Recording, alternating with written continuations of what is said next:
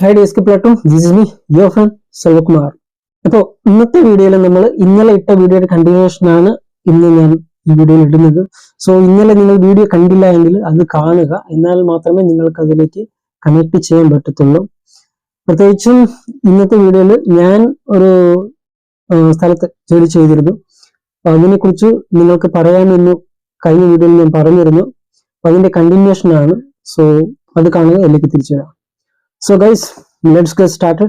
ഞാൻ ഡിഗ്രിക്ക് കഴിഞ്ഞിട്ട് ആദ്യമായിട്ട് ജോലിക്ക് പോകുന്നത് എവിടേക്കാന്ന് വെച്ച് കഴിഞ്ഞാൽ തമിഴ്നാട്ടിലുള്ള ലക്ഷ്മി ഇലക്ട്രിക്കൽ കൺട്രോൾ സിസ്റ്റം എന്ന് പറയുന്ന ഒരു പ്രൈവറ്റ് സ്ഥാപനത്തിലേക്കാണ്. അതിന് വേറൊരു പേരും കൂടി ഉണ്ട്, LECS എന്ന് പറയും ഷോർട്ട് ഫോം ആയിട്ട്. അപ്പോൾ ഈ കമ്പനിയിലായിരുന്നു. അപ്പൊ ഈ കമ്പനി എന്ന് പറയുന്നത് ഒരു പ്രൈവറ്റ് കമ്പനിയാണ്. അപ്പൊ ഈ കമ്പനിയിൽ കൺട്രോൾ പാനലുകൾ അസംബിൾ ചെയ്യുകയാണ് നമ്മുടെ പണി. സോ അവിടെ വർക്ക് ചെയ്യുന്ന സമയത്ത് അവിടെയുള്ള ഓഫീസർമാരോടൊക്കെ എന്നോട് അല്ലെങ്കിൽ എന്റെ സുഹൃത്തുക്കളോടൊക്കെ പറഞ്ഞത് എന്താണെന്ന് വെച്ച് കഴിഞ്ഞാൽ, നോക്കി ചെയ്യണം, ശ്രദ്ധിച്ച് ചെയ്യണം, ക്ഷമയോടെ ചെയ്യണം എന്നാണ് പറയുന്നത്. കാരണം എന്താണെന്ന് വെച്ച് കഴിഞ്ഞാൽ കമ്പനിയിലും ഒരുപാട് ഡിവൈസസ് ഉണ്ടാവില്ല. അതൊക്കെ എന്തെങ്കിലും സംഭവിച്ചു കഴിഞ്ഞാൽ ഏറ്റവും കൂടുതൽ പൈസ കൊടുക്കണമെന്ന്, പിന്നെ നമ്മൾ വർക്ക് ചെയ്യുന്ന ആൾക്കാർക്ക് ഒരു പ്രശ്നം ഉണ്ടാകാൻ പാടില്ല എന്നാണ് അവിടുത്തെ സൂപ്പർവൈസർ അന്ന് ഞങ്ങളോട് പറഞ്ഞത്. ബട്ട് എനിക്ക് ആ കമ്പനിയിൽ ആക്ച്വലി ഒരു പ്രശ്നങ്ങളും ഉണ്ടായിട്ടില്ല. ഞാൻ അവിടെ നന്നായിട്ടാണ് വർക്ക് ചെയ്തത്. എന്നാൽ ഞാൻ താമസിച്ചിരുന്ന ഒരു മീൻസ് റൂം, അവിടെ എന്ന് വെച്ച് കഴിഞ്ഞാൽ നല്ല വാടകയാണ്. മാത്രമല്ല അവിടെ എല്ലാ ദിവസവും വെള്ളം കിട്ടാറില്ല നമുക്ക്. ആ ഒരു പ്രശ്നം ഫേസ് ചെയ്തുകൊണ്ട് തന്നെ ഞാൻ ആ കമ്പനിയിൽ ഏകദേശം 1 മാസത്തോളമാണ് വർക്ക് ചെയ്തത്. അതിനുശേഷം പൈസ വാങ്ങിയിട്ട് തിരിച്ച് നാട്ടിലേക്ക് തന്നെ തിരിച്ചു പോകുന്നു. നാട്ടിലേക്ക് വന്നതിന് ശേഷം ഇവിടെയുള്ള NGOകളിൽ ഞാൻ കോർഡിനേറ്റർ ആയിട്ട് വർക്ക് ചെയ്തു. കോർഡിനേറ്റർ ആയിട്ട് വർക്ക് ചെയ്യുന്ന സമയത്ത് പ്രോഗ്രാമുകൾ സെറ്റാക്കുക, അത് കോർഡിനേഷൻ ചെയ്യുക എന്നുള്ളതായിരുന്നു എന്റെ പണി എന്ന് പറയുന്നത്. പിന്നെ ഞാൻ വർക്ക് ചെയ്ത NGOകൾ എന്ന് പറയുന്നത് ഈ സോഷ്യൽ വർക്കുമായിട്ട് ബന്ധപ്പെട്ട് പ്രവർത്തിക്കുന്ന സ്ഥാപനങ്ങളായിരുന്നു. സോ അതുകൊണ്ട് തന്നെ എനിക്ക് ഈസി ആയിട്ട് കുറച്ചും കൂടി ആക്റ്റീവായിട്ട് വർക്ക് ചെയ്യാനായിട്ട് കഴിഞ്ഞു എന്നുള്ളതാണ്.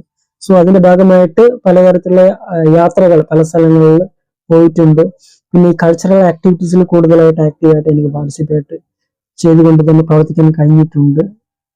പിന്നെ അതുകൊണ്ട് തന്നെ എനിക്ക് ഇത്തരത്തിലുള്ള വർക്ക് ചെയ്യുന്ന സമയങ്ങളിൽ അത്ര വലിയ സ്ട്രെസ്സും കാര്യങ്ങളൊന്നും ഉണ്ടായിട്ടില്ല. ബട്ട് എനിക്ക് ചില സമയങ്ങളിൽ സ്ട്രെസ് ഉണ്ടായിട്ടുണ്ട്. ബട്ട് അതെന്ന് പറഞ്ഞത് എന്റെ ജീവിതത്തെ ബാധിക്കുന്ന തരത്തിൽ ആയിരുന്നില്ല എന്നുള്ളതാണ് എനിക്ക് ഇത്തരം സ്ഥാപനങ്ങളിൽ നിന്നുള്ള അനുഭവം എന്ന് പറയുന്നത്. ഒരു NGOയിൽ വർക്ക് ചെയ്യുന്ന സമയത്ത് സർക്കാർ ഡിപ്പാർട്ട്മെന്റിൽ ഇന്റർവ്യൂ നടക്കുന്ന കാര്യം എന്റെ ശ്രദ്ധയിൽപ്പെട്ടു. അങ്ങനെ ഞാനൊരു ഡിപ്പാർട്ട്മെന്റിലെ ഇന്റർവ്യൂവിൽ പങ്കെടുക്കുകയും ആ ഡിപ്പാർട്ട്മെന്റിലെ ഗ്രൗണ്ട് ലെവലിൽ വർക്ക് ചെയ്യുന്ന ഒരു ഓഫീസിൽ തന്നെ എനിക്ക് ഇന്റർവ്യൂവിൽ പാസ്സായി ജോലിയും കിട്ടുകയും ചെയ്തു. തുടർന്ന് ആ ഡിപ്പാർട്ട്മെന്റിൽ ഞാൻ തുടക്കത്തിൽ വർക്ക് ചെയ്യാൻ പോയ സമയത്ത് എനിക്ക് തുടക്കത്തിൽ വർക്ക് പഠിച്ചെടുക്കുന്നത് വരെ എനിക്ക് ബുദ്ധിമുട്ടുണ്ടായിരുന്നു. അതിനുശേഷം എനിക്ക് അത്തരത്തിലുള്ള ബുദ്ധിമുട്ടും കാര്യങ്ങളും ഉണ്ടായില്ല. അത് തുടക്കത്തിൽ ഏതൊരാൾക്കും സംഭവിക്കുന്ന ഒരു പ്രശ്നം മാത്രമാണ് എനിക്ക് ഉണ്ടായത്. പക്ഷെ എനിക്ക് ആ സമയത്ത് നല്ലൊരു ഓഫീസർ ഉണ്ടായിരുന്നത് കൊണ്ട് ഓരോ കാര്യങ്ങളും ഹാൻഡിൽ ചെയ്യാനായിട്ട് കഴിഞ്ഞു എന്നുള്ളതാണ്. അതിനുശേഷം ഏകദേശം 2 വർഷത്തിന് ശേഷം വേറൊരു ഓഫീസർ ആ ഓഫീസിലേക്ക് വന്നു. ഉണ്ടായിരുന്ന ഓഫീസർ ട്രാൻസ്ഫർ ആയിട്ട് വേറൊരു ഓഫീസിലേക്ക് പോയി, വേറെ സ്ഥലത്തേക്ക്. അപ്പൊ അങ്ങനെ രണ്ടാമതൊരു ഓഫീസർ വരികയും ആ ഓഫീസർ വന്നതിന് ശേഷം കുറച്ചും കൂടി ഓഫീസ് കാര്യങ്ങൾ മെച്ചപ്പെട്ട രീതിയിൽ എനിക്ക് ഹാൻഡിൽ ചെയ്യാനായിട്ട് കഴിഞ്ഞു എന്നുള്ളതാണ്. പ്രത്യേകിച്ചും രണ്ടാമതായിട്ട് വന്ന ഓഫീസർ ഓഫീസിലെ നിയമങ്ങള്, ഓഫീസ് മര്യാദകള്, ഫയൽ വർക്ക്സ് എങ്ങനെ ചെയ്യണം, പ്രോട്ടോകോൾ എന്താണ് എന്നുള്ള കാര്യങ്ങൾ ഞങ്ങളെ പഠിപ്പിച്ചു. അങ്ങനെ ഓഫീസ് കുറച്ചും കൂടി ബെറ്റർ രീതിയിൽ ഞങ്ങൾക്ക് റൺ ചെയ്യാനായിട്ട് കഴിഞ്ഞു എന്നുള്ളതാണ്. വർക്കിന്റെ 3ാമത്തെ വർഷം ഞാൻ വർക്ക് ചെയ്യുന്ന ഓഫീസിന്റെ മേലോഫീസറിലും മേലുദ്യോഗസ്ഥൻ മാറുകയും പകരം ആ സ്ഥാനത്ത് വേറെ ഓഫീസർ വരികയും ചെയ്തു.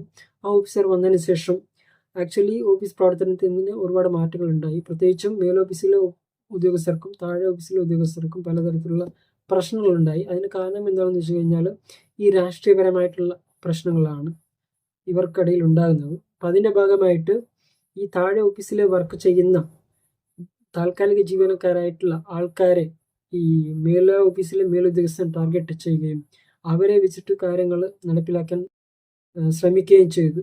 ഇപ്പോൾ എന്ന് വെച്ച് കഴിഞ്ഞാൽ ഗ്രൗണ്ട് ലെവൽ ഓഫീസർമാരൊന്നും വർക്ക് ചെയ്യുന്നില്ല എന്നുള്ളതല്ല അർത്ഥം. ഇവർക്ക് തമ്മിലുള്ള പ്രശ്നം കാരണം ഇങ്ങനെ ഈ ഗ്രൗണ്ട് ലെവൽ വർക്ക് ചെയ്യുന്ന ഓഫീസർമാരെ വിളിക്കത്തില്ല, പകരം ഞങ്ങളെപ്പോലുള്ള ആൾക്കാരെ വിളിച്ചിട്ടാണ് കാര്യങ്ങൾ ചെയ്യുന്നത്. അപ്പം ഇത് ഞങ്ങളുടെ ഗ്രൗണ്ട് ലെവൽ വർക്ക് ചെയ്യുന്ന ഓഫീസർമാർക്ക് പിടിച്ചില്ല. അപ്പോൾ ഒരിക്കലും എൻ്റെ ഓഫീസർ എൻ്റെ അടുത്ത് പറഞ്ഞു, ഞാനാണ് നിങ്ങളുടെ ഉദ്യോഗസ്ഥൻ, ഈ ഈ സംസ്ഥാനത്ത് തന്നെ എൻ്റെ ഓഫീസാണ്, ഇവിടെ എന്തെങ്കിലും കാര്യം മേലേക്ക് പോകണമെങ്കിൽ ഞാനാണ് തീരുമാനിക്കുന്നത് എന്ന് പറഞ്ഞു. കാരണം ഞാൻ ഇവിടുത്തെ സർക്കാരിൻ്റെ ഉദ്യോഗസ്ഥനാണെന്ന് എൻ്റെ അടുത്ത് പറഞ്ഞു. മാത്രമല്ല, നിങ്ങൾ താൽക്കാലിക ജീവനക്കാരാണ്, ഏത് ഓഫീസറിൻ്റെ കീഴിലാണോ വർക്ക് ചെയ്യുന്നത് അത് അനുസരിച്ചിട്ട് വേണം നിങ്ങൾ വർക്ക് ചെയ്യാൻ എന്ന് എൻ്റെ അടുത്ത് കൃത്യമായിട്ട് കാര്യങ്ങൾ പറഞ്ഞ് മനസ്സിലാക്കി തന്നു. അതാണ് ആക്ച്വലി പ്രോട്ടോകോൾ എന്ന് പറയുന്നത്. അതിനനുസരിച്ചാണ് നമ്മൾ പ്രവർത്തിക്കേണ്ടത് എന്നും കൂടി പറഞ്ഞു. അപ്പോൾ അതിനുശേഷം ഞാൻ എൻ്റെ ഓഫീസർ പറഞ്ഞതനുസരിച്ചാണ് കാര്യങ്ങൾ നടത്തിപ്പോയത്.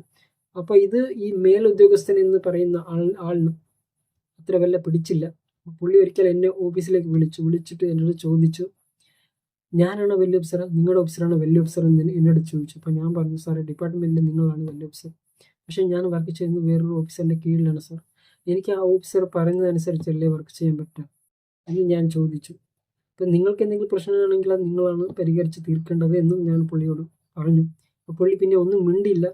എന്നാൽ നിങ്ങളുടെ ഓഫീസറെ വിളിച്ചിട്ട് കാര്യങ്ങളൊക്കെ ചെയ്യാൻ എന്ന് പറഞ്ഞിട്ട് പറഞ്ഞു. അങ്ങനെ ഞാൻ എൻ്റെ ഓഫീസറെ വിളിക്കുകയും കാര്യങ്ങൾ പറയുകയും ചെയ്തു.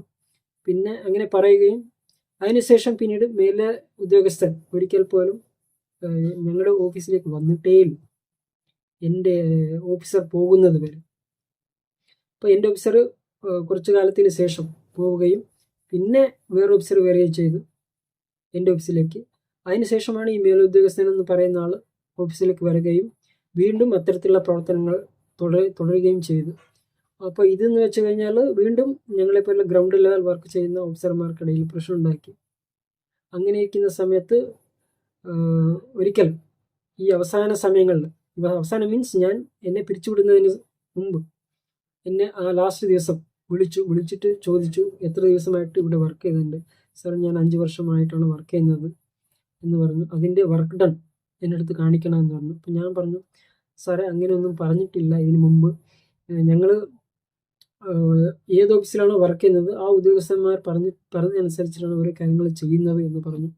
അപ്പോൾ പുള്ളി അപ്പോഴും എന്നോട് ചോദിച്ചു, ഞാനാണോ വലിയ ഉദ്യോഗസ്ഥൻ, നിങ്ങളുടെ ഉദ്യോഗസ്ഥനാണോ വലിയ ഉദ്യോഗസ്ഥൻ എന്ന് ചോദിച്ചു. അതിന് ഞാൻ മറുപടി പറഞ്ഞില്ല. അതിന് കാരണം ഞാൻ ഇത് നേരത്തെ വേറൊരു ഓഫീസർ ഉള്ള സമയത്ത് ഞാൻ പറഞ്ഞിട്ടുണ്ടായിരുന്നു, അതുകൊണ്ട് മറുപടി പറഞ്ഞില്ല. മാത്രമല്ല, ഈ ചോദിക്കുന്ന ഉദ്യോഗസ്ഥന് അറിയില്ലേ ആരാണ് വലിയ ഓഫീസർ എന്ന്, ആരാണ് ചെറിയ ഓഫീസർ എന്നുള്ള കാര്യം എൻ്റെ മണ്ടയിൽ കത്തി. അപ്പം അതുകൊണ്ട് ഞാൻ പറഞ്ഞില്ല. മാത്രമല്ല, ഈ ഉദ്യോഗസ്ഥൻ എന്തായാലും ഇത് പിരിച്ചുവിടാനുള്ള ടാർഗറ്റിലാണ് നിൽക്കുന്നത് എന്ന് എനിക്ക് മനസ്സിലായി. അപ്പോൾ ഞാൻ പറഞ്ഞു, മാത്രമല്ല എനിക്ക് ആ സമയത്ത് കുറച്ച് സ്ട്രെസ്സും കാര്യങ്ങളുണ്ടായിരുന്നു. എന്താണെന്ന് വെച്ച് കഴിഞ്ഞാൽ ഞങ്ങൾക്ക് ഏകദേശം 4-5 മാസത്തോളം സാലറി കിട്ടിയില്ലായിരുന്നു. അപ്പം അതിൻ്റെ പ്രഷർ എനിക്കുണ്ടായിരുന്നു. പ്രത്യേകിച്ചും ഞാൻ ഓഫീസിലേക്ക് വരുന്നതിന് പല ആൾക്കാരിൽ നിന്നും കടം മേടിച്ചിട്ടൊക്കെയാണ് വണ്ടിക്ക് പെട്രോൾ അടിച്ച് ഓഫീസിൽ വന്നിട്ട് ഓരോ കാര്യങ്ങൾ ചെയ്യുന്നത്. മാത്രമല്ല, ഈ കടം മേടിക്കുന്ന ആൾക്കാർക്ക് നമ്മൾ തിരിച്ചു കൊടുക്കുമ്പോഴാണ് അവർക്കൊരു ഹാപ്പി. എന്നാലാണ് നമ്മൾ പിന്നീട് എപ്പോഴെങ്കിലുമൊക്കെ ചോദിക്കുമ്പോൾ അവർ നമുക്ക് തരാൻ ഒരു മനസ്സെങ്കിലും അവർക്കുണ്ടാവുക. അതുകൊണ്ട് തന്നെ എനിക്കാണെങ്കിൽ 4-5 മാസം പെൻഡിങ് ആയതുകൊണ്ട് തന്നെ ഇവർ വന്ന് ചോദിക്കുമ്പോൾ നമുക്ക് കൊടുക്കാൻ പറ്റാത്തൊരവസ്ഥയാണ്. അപ്പോൾ അതൊരു ശല്യമായിട്ട് മാറുകയാണ് അവർക്ക്. മാത്രമല്ല, പറ്റാത്തതിന് നമ്മളൊരു വണ്ടി എടുത്തിട്ടുണ്ട്, അതിൻ്റെ വാടകയും മീൻസ് EMI നമ്മൾ മാസം അടയ്ക്കണം. ഏകദേശം 5000-ഓളമാണ് അടയ്ക്കുന്നത് മാസം. അതും പെൻഡിങ് ആണ്. ഇത്തരത്തിലുള്ള ടെൻഷനിലൂടെയാണ് നമ്മൾ കടന്നു പോകുന്നത്. അപ്പോൾ ഈ ഒരു കാര്യം ഇത്തരത്തിലുള്ള ഓഫീസർമാരോട് പറഞ്ഞു കഴിഞ്ഞാൽ അവർ അത് ചെവി പോലും കൊള്ളുന്നില്ല എന്നുള്ളതാണ്. കാരണം എന്താണെന്ന് വെച്ച് കഴിഞ്ഞാൽ അവർക്ക് ഓരോ മാസം ആകുമ്പോഴത്തേക്ക് കൃത്യമായിട്ട് സാലറി കിട്ടും. എന്നിട്ട് അവർ സ്ഥിരം ജീവനക്കാരാണല്ലോ, 30, 40, 50 ഒക്കെ മാസം കഴിയുന്നതിന് കൃത്യമായിട്ട് കിട്ടും. അതുകൊണ്ട് അവർക്ക് ഇതൊന്നും പ്രശ്നമല്ല, അവരുടെ കാര്യങ്ങൾ സ്മൂത്തായിട്ട് നടക്കുന്നുണ്ട്. നമ്മളെപ്പോലുള്ള ആൾക്കാർക്കാണ് ബുദ്ധിമുട്ട് എന്ന് പറയുന്നത്. ഇതെല്ലാം എനിക്ക് മനസ്സിലാക്കി. അതിനുശേഷമാണ് ഞാൻ കുറച്ച് സൗണ്ട് റൈസ് ചെയ്ത് സംസാരിച്ചത്. സാർ, ഈ ഓഫീസിൽ വർക്ക് ചെയ്യണോ വേണ്ടയോ എന്ന് ഞാനാണ് തീരുമാനിക്കുക, അതായത് നിങ്ങളല്ല. ഈ ഓഫീസിൽ ഞാൻ തീരുമാനിച്ചതിന് ശേഷമാണ് നിങ്ങൾക്കടക്കം ചാൻസ് എന്നെ വേണമോ എന്ന് തീരുമാനിക്കാനുള്ള ചാൻസ് എന്ന് ഞാൻ പറഞ്ഞു.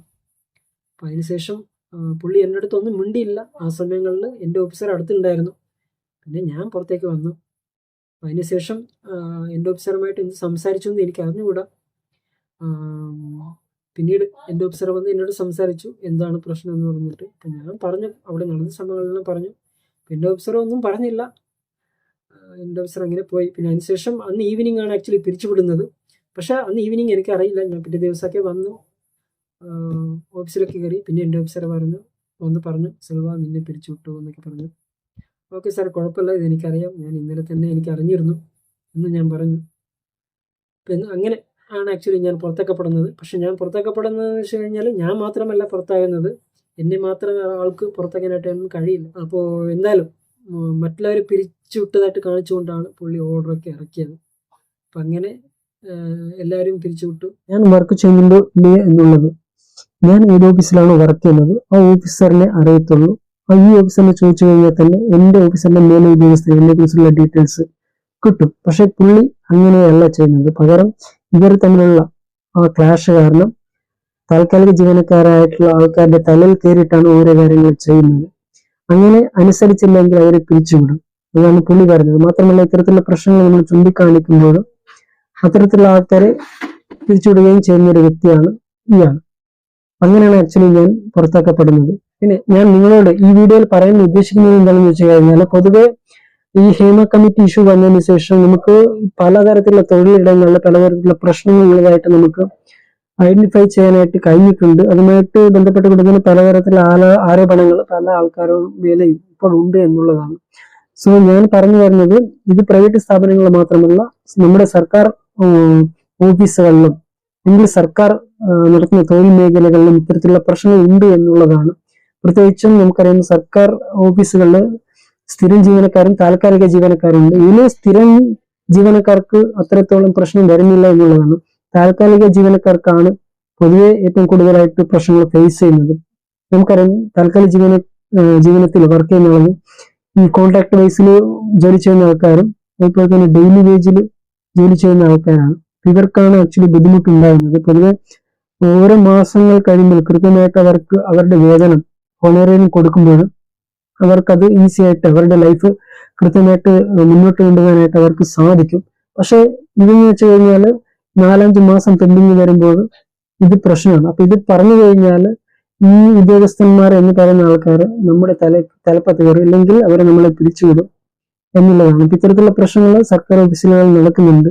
മാത്രമല്ല, ഈ മേലുദ്യോഗസ്ഥൻ എന്ന് പറയുന്ന ആൾക്കാർക്ക് ഇവർക്ക് ഈ എന്താ പറയാ, മേലുദ്യോഗസ്ഥൻ എന്ന് പറഞ്ഞാൽ മേലുദ്യോഗസ്ഥൻ മാത്രമല്ല, ചില ഓഫീസിലെ സർക്കാർ ഉദ്യോഗസ്ഥർക്ക് പോലും ഓഫീസിന്റെ മര്യാദകൾ അറിയില്ല എന്നുള്ളതാണ്. അവർ പലപ്പോഴും ഓഫീസ് നിയമങ്ങൾ പാലിക്കുന്നില്ല, പ്രോട്ടോകോൾ കൃത്യമായിട്ട് പാലിക്കുന്നില്ല. ഇത്തരത്തിലുള്ള കാര്യങ്ങളൊക്കെയാണ് ഓഫീസുകളിൽ നടക്കുന്നത്. എല്ലാ ഉദ്യോഗസ്ഥരെയും ഞാൻ പറയുന്നില്ല. പലപ്പോഴും എന്റെ പ്രശ്നങ്ങൾ ഇടപെട്ട് എനിക്ക് ഒരുപാട് സപ്പോർട്ട് ചെയ്തിട്ടുള്ളതും സർക്കാർ ഉദ്യോഗസ്ഥർ തന്നെയാണ്. അതിൽ തീർച്ചയായിട്ടും എനിക്ക് അത്തരത്തിലുള്ള ഉദ്യോഗസ്ഥർ ഇപ്പോഴും നല്ല ബന്ധമുണ്ട്. അവരോട് കൂടുതൽ റെസ്പെക്റ്റുമാണ് എനിക്ക് ഇപ്പോഴും ഉള്ളത്. അപ്പൊ അത്തരത്തിലുള്ള കാര്യങ്ങളാണ്. അപ്പോൾ അതേ സമയത്ത് ഇത്തരത്തിൽ നെഗറ്റീവായിട്ട് ചിന്താഗതിയിലുള്ള ഓഫീസർമാരും ഉണ്ട് എന്നുള്ളതാണ്. സോ അത്തരത്തിലുള്ള ഉദ്യോഗസ്ഥരെ നമുക്ക് എന്തായാലും തന്നെ കൺട്രോൾ ചെയ്യണം. അതിന് പ്രത്യേകിച്ചും ഇത്തരത്തിലുള്ള ഉദ്യോഗസ്ഥർക്ക് മാസത്തിൽ ഒരു 2 പ്രാവശ്യമെങ്കിലും അവർക്ക് കൃത്യമായിട്ട് കൗൺസിലിംഗ് കൊടുക്കുന്നതിന്റെ ആവശ്യകത ഉണ്ട്. അപ്പൊ അത് കൃത്യമായിട്ട് അവർക്ക് കൊടുക്കണം. മാത്രമല്ല, ഈ ഉദ്യോഗസ്ഥരായിട്ട് വർക്ക് ചെയ്യുന്ന ആൾക്കാർക്ക് പ്രോപ്പർ ട്രെയിനിങ് കൊടുക്കണം. അത് കൊടുത്തില്ല എങ്കിൽ പ്രശ്നമാണ്. കാരണം അത്തരത്തിലുള്ള ഉദ്യോഗസ്ഥർ ഒരുപാട് പേരുണ്ട്. അവർ മുഖേനയാണ് ആക്ച്വലി പലതരത്തിലുള്ള പ്രശ്നം ഉണ്ടാകുന്നത്. ഇത് ഞാൻ വർക്ക് ചെയ്യുന്നതിന്റെ മേലോഫീസിലെ ചില സ്റ്റാഫുകളുമായിട്ട് എനിക്ക് പ്രശ്നം ഉണ്ടായിട്ടുണ്ട്. പ്രത്യേകിച്ചും ക്ലർക്കുമാരടക്കം ഈ ഡെയിലി വേജ് ആയിട്ട് വർക്ക് ചെയ്യുന്ന മറ്റ് ഓഫീസിലെ ആൾക്കാരോട് മോശമായിട്ട് പെരുമാറുന്ന രീതി ഉണ്ട് എന്നുള്ളതാണ്. കാരണം അവർ പറഞ്ഞടക്കം കേൾക്കണം എന്നൊരു സ്ഥിതിഗതികൾ പല സർക്കാർ ഓഫീസുകളിലും ഉണ്ട്. അതുകൊണ്ടാണ് ഞാൻ പ്രത്യേകമായിട്ട് ഇത്തരത്തിലുള്ള കാര്യങ്ങൾ ചൂണ്ടിക്കാണിക്കുന്നത്. കാരണം ഇതിനെ കൃത്യമായിട്ട് സർക്കാർ തന്നെ ഇടപെട്ടുകൊണ്ട് അതിനുള്ള ഇപ്പൊ ഈ സിനിമ മേഖലയിലൊക്കെ ICC എന്ന് പറയുന്നത് പോലെ, ഇന്റേണൽ കംപ്ലൈന്റ് കമ്മിറ്റി എന്നതുപോലെ സെറ്റപ്പുകളൊക്കെ ഈ ഡെയിലി വേജ് ആയിട്ട് വർക്ക് ചെയ്യുന്ന, അതായത് താൽക്കാലിക ജോലി ആയിട്ട് വർക്ക് ചെയ്യുന്ന ആൾക്കാർക്ക് അവരുടെ പ്രശ്നങ്ങൾ പരിഹരിക്കുന്നതിന് ഒരു ഇടം വേണം. ഇപ്പൊ സർക്കാർ ഉദ്യോഗസ്ഥരാണെങ്കിൽ പോലും അവർക്ക് NGOs എന്ന് പറഞ്ഞിട്ട് അവരുടെ അവകാശങ്ങൾ സംരക്ഷിക്കുന്നതിന് ഓരോ സംഘടനകളും കാര്യങ്ങളും ഉണ്ട്. അത്തരത്തിലുള്ള കാര്യങ്ങൾ ഡെയിലി വേജ് ആയിട്ട് വർക്ക് ചെയ്യുന്ന ആൾക്കാർക്ക് അത്തരത്തിലുള്ള സെറ്റപ്പുകൾ ഉണ്ടാക്കണം എന്നുള്ളതാണ് ഞാൻ പ്രത്യേകമായിട്ട് ഈ വീഡിയോയിലൂടെ പറയാനായിട്ട് ഉദ്ദേശിക്കുന്നത്. പ്രത്യേകിച്ചും താൽക്കാലിക ജീവനക്കാർക്ക് അവർ ഇനി കുറച്ചു കാലം മാത്രമേ വർക്ക് ചെയ്യുന്നുള്ളൂ എങ്കിൽ പോലും അവരുടെ പ്രശ്നങ്ങൾ ആ സമയങ്ങളിൽ പരിഹരിക്കപ്പെടണം. അവരുടെ അവകാശങ്ങൾ കൃത്യമായിട്ട് സംരക്ഷിക്കപ്പെടണം എന്നുള്ളതാണ്. കാരണം we all are equal before the law under the Constitution of India. So നമ്മുടെ അവകാശങ്ങൾ സംരക്ഷിക്കപ്പെടുക എന്നുള്ളത് നമ്മുടെ അവകാശമാണ്. നമുക്ക് നിയമം അത്തരത്തിലാണ് ഉള്ളത്.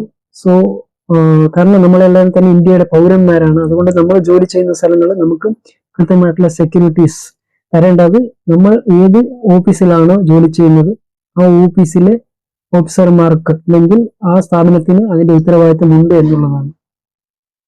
സോ അതുകൊണ്ട് തന്നെ ഞാൻ നിങ്ങളോട് പറയുന്നത് എന്താണെന്ന് വെച്ച് കഴിഞ്ഞാൽ ഈ ഒരു വീഡിയോ നിങ്ങളുടെ സുഹൃത്തുക്കൾ എവിടെയെങ്കിലും ജോലി ചെയ്യുന്നവർ ഉണ്ടെങ്കിൽ അവർക്ക് ഈ വീഡിയോ ഷെയർ ചെയ്ത് കൊടുക്കുക. മാത്രമല്ല ഇത്തരത്തിലുള്ള പ്രശ്നങ്ങൾ പലതരത്തിലുള്ള തൊഴിൽ മേഖലകളിൽ നമുക്ക് ഐഡന്റിഫൈ ചെയ്യാനായിട്ട് കഴിഞ്ഞിട്ടുണ്ട്. സോ ഇത് പരിഹരിക്കുന്നതിന് നിങ്ങളുടെ കമന്റ്സ് എങ്ങനെ പരിഹരിക്കപ്പെടണം എന്നുള്ളവരെ നിങ്ങൾ കമന്റ് ബോക്സിൽ കമന്റ് ചെയ്യുക. പിന്നെ ഈ വീഡിയോ ഇഷ്ടപ്പെടുകയാണെങ്കിൽ ഇത് ലൈക്ക് തന്ന് സപ്പോർട്ട് ചെയ്യുക. മാത്രമല്ല എസ്കേപ്പ് പ്ലാറ്റ്ഫോമിൽ നിങ്ങൾ അംഗമല്ല എങ്കിൽ നമ്മുടെ ചാനൽ സബ്സ്ക്രൈബ് ചെയ്യുക, ബെല്ലൈക്കൺ ക്ലിക്ക് ചെയ്യുക. എന്നാൽ മാത്രമാണ് നമ്മൾ ഇടുന്ന ഓരോ വീഡിയോസും നിങ്ങളിലേക്ക് എത്തിക്കുന്നതിന് യൂട്യൂബിന്റെ അൽഗോരിതത്തിന് സാധിക്കുള്ളൂ. സോ ചെയ്യുക. പിന്നെ അതുപോലെ തന്നെ മാക്സിമം ഈ വീഡിയോ ഈ ഓഫീസ് ഗ്രൂപ്പുകളൊക്കെ ഉണ്ടാവും അതിലേക്ക് ഷെയർ ചെയ്ത് കൊടുക്കുക. ഇനി പ്രധാനമായിട്ടും നിങ്ങളോട് പറയുന്നത് എന്താണെന്ന് വെച്ച് കഴിഞ്ഞാൽ നമ്മൾ ജീവിക്കാൻ വേണ്ടിയിട്ടാണ് ജോലി ചെയ്യുന്നത്. ജോലി ചെയ്യാൻ വേണ്ടിയിട്ടല്ല ആക്ച്വലി ജീവിക്കുന്നത്. സോ ജീവിതമാണ് പ്രധാനം. അതുകൊണ്ട് തന്നെ നമുക്ക് ജീവിതത്തിൽ സാറ്റിസ്ഫാക്ഷൻ തരുന്ന ജോലികൾ മാത്രം ചെയ്യുക. അധികം പ്രഷർ തരുന്ന ജോലികൾ മാക്സിമം റിജക്ട് ചെയ്യുക. വേറെയും തൊഴിലുകൾ കണ്ടെത്തുക. ഹാപ്പി ആയിട്ട് ജീവിക്കുക. ഞാൻ ഇന്നലത്തെ വീഡിയോയിൽ പറഞ്ഞിട്ടുണ്ട്, കാശ് ജീവിക്കാൻ ആവശ്യമാണ്, ജോലിയും ആവശ്യമാണ്. പക്ഷെ നമ്മുടെ ജീവിതത്തെ നശിപ്പിക്കുന്ന തരത്തിലുള്ള ജോലികൾ നമുക്ക് ആവശ്യമില്ല എന്നുള്ളതാണ്. സോ അടുത്തൊരു വീഡിയോയിൽ പുതിയൊരു വിഷയമായിട്ട് നമുക്ക് സംസാരിക്കാം. അതുവരെ എല്ലാവർക്കും നല്ലൊരു bye and take care. Love you all. Thank U.